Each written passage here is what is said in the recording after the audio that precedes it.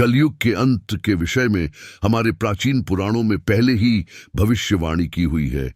कलयुग का प्रभाव कैसा होगा, कलयुग में मनुष्य का व्यवहार कैसा होगा, कलयुग की स्त्रियां कैसी होंगी, कलयुग में मनुष्य का आकार और आयु कितनी होगी, कलयुग में पाप और पुण्य की परिभाषा क्या होगी, कलयुग में मुक्ति पाने के मार्ग कौन से होंगे तथा कलयुग का अंत कैसे होगा।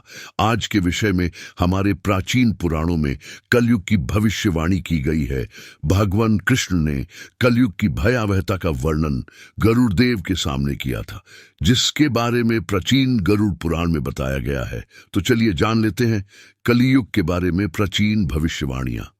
कलयुग का अंत धर्म की विफलता, अनुशासन की कमी, मनुष्यों में बढ़ती दुर्भावना, धन की लालसा, अत्यधिक काम का प्रभाव, भ्रष्टाचार से बढ़ता व्यापार, गुरुजनों तथा पूज्य लोगों का अनादर, स्त्रियों में भयावह चार और अनाचार आदि गुणों की वृद्धि, लोगों में आध्यात्मिकता की कमी आदि प्रकार के लक्षणों से कलयुग की पहचान होती है।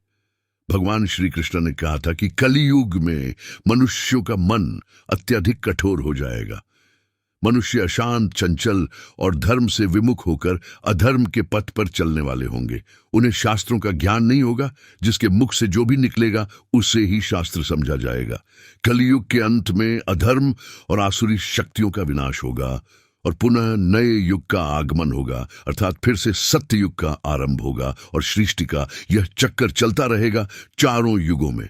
कलयुग अंतिम युग होता है। सबसे पहले सत्यायुग, उसके बाद त्रेता युग, फिर द्वापर युग और अंत में कलयुग। महाभारत के युद्ध के पश्चात कलयुग का आगमन पृथ्वी पर हुआ था। यह युग धार्मिक और आध्यात्मिक स्थिति में सबसे कम प्रगति करने वाला माना जाता है। मान्यता के अनुसार आज से 3137 साल पहले महाभारत का युद्ध हुआ और कलयुग का आरंभ इस युद्ध से 35 वर्ष पश्चात हुआ, अर्थात भगवान श्री कृष्ण के अपने धाम जाने के बाद हुआ। श्री कृष्ण कहते हैं, कलयुग में लोग अपने स्वार्थ को ही सर्वोपरि मानेंगे, धर्म का त्याग करके मटीरियल्स उद्देश्य को पाने के लिए जी जान से कोशिश करेंगे। धर्म में विश्वास न होने के कारण लोग अन्यायपूर्वक आचरण करेंगे।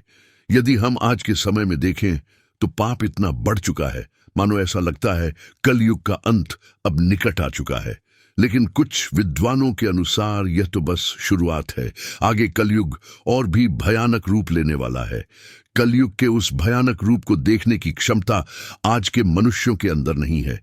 जब कलयुग के अंत का समय निकट आएगा तो ऐसी ऐसी भयानक चीजें दिखाई देंगी। मनुष्य का आकार इतना विकृत और भयानक हो जाएगा कि वह मनुष्य कम और पिशाच ज्यादा दिखाई देंगे।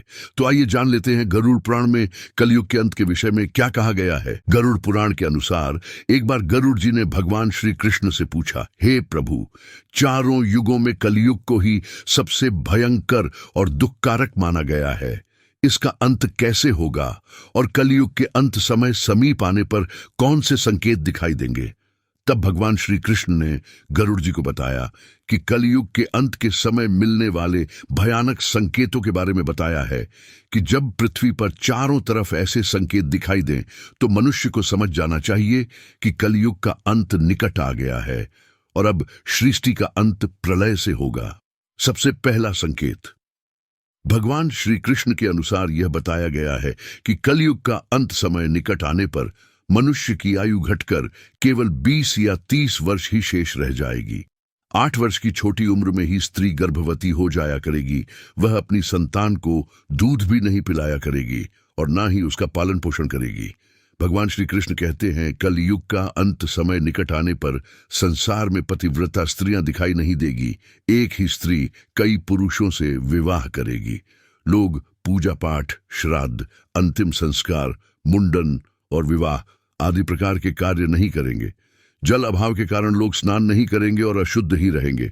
कलयुग के अंत में संसार की ऐसी दशा होगी कि लोग मछली मांस ही खाएंगे। एक समय ऐसा आएगा जब जमीन से अनाज उगना बंद हो जाएगा, पेड़ों पर फल नहीं लगेंगे और धीरे धीरे ये सारी चीजें धरती से विलुप्त हो जाएंगी। मनुष्य शाकाहार छोड़कर केवल मांस का ही भक्षण करेंगे। कलयुग का भोजन तामसिक और रोग उत्पन्न करने वाला होगा। इसी कारण से लोग जल्दी बूढ़े होकर मर जाएंगे। कलयुगी मनुष्य गाय की पूजा करना बंद कर देंगे, सभी गाय का मांस खाएंगे। गायों को केवल दूध और मांस के लिए ही पाला जाएगा। कलयुग का अंत समय निकट आने पर अल्पवृष्टि होगी, अर्थात बहुत ही कम बारिश होगी। खेत अनाज नहीं उगा पाएंगे, धान का आकार बहुत ही छोटा होगा और फलों में रस भी उत्पन्न नहीं होगा। मनुष्य भूख और प्यास के कारण ही मरने लगेंगे। मनुष्यों को केवल बकरियों का दूध ही प्राप्त होगा। जब कलयुग का अंत होने वाला होगा, तब भगवान कृष्ण सूर्य की किरणों में विराजमान होकर पृथ्वी का संपूर्ण जल सोख लेंगे। आकाश में चारों तरफ 12 सूर्य एक साथ दिखाई देंगे। इन सूर्यों के प्रभाव से संपूर्ण सृष्टि जलकर राख हो जाएगी। तत्पश्चात रुद्र रूपी भगवान विष्णु संपूर्ण संसार को दग करके अपने श्वासों से मेघों को उत्पन्न करेंगे और ये मेघ भयंकर गर्जना करते हुए अगले 100 वर्षों तक आकाश से जल की वर्षा करेंगे और सृष्टि की उस भयंकर अग्नि को शांत कर देंगे।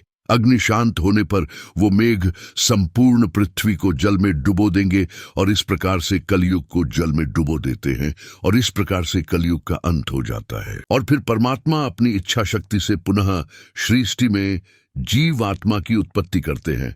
तो श्री कृष्ण के भक्तों, इस प्रकार गरुड़ पुराण में सृष्टि का वर्णन किया गया है। उम्मीद है आपको यह कथा अच्छी लगी होगी, क्योंकि हम आपको वही बताते हैं जो सत्य है और आपसे ये उम्मीद करते हैं कि आप अपने जीवन में सत्य मार्ग पर जरूर चले। हम आपको ये तो नहीं बोलेंगे कि आप हमारा चैनल सब्सक्राइब करो, लेकिन हाँ, अगर आपको ये कथा अच्छी लगी तो हमारे साथ जुड़ जाओ। जय श्री कृष्ण।